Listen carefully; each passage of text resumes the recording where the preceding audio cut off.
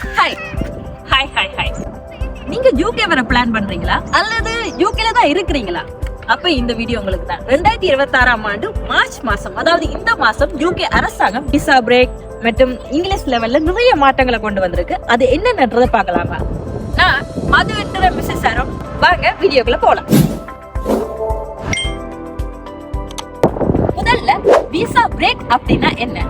குறிப்பிட்ட நாடுகளை சேர்ந்தவங்க இனி யூகேக்கு விசா அப்ளை பண்ண முடியாதுன்னு யூகே அரசாங்கம் ஒரு லிஸ்ட் கொடுத்திருக்கு. First one Afghanistan, Cameroon, Myanmar மற்றும் சூடான்.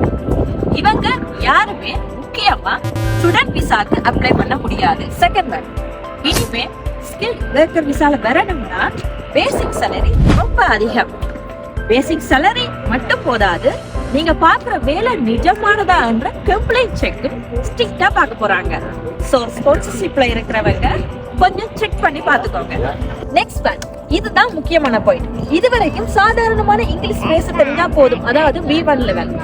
இனிமேல் கையில் வேலைகளுக்கு B2 லெவல் கட்டாயம். கிராஜுவேட் விசா, இதுதான் ஷாக் நியூஸே.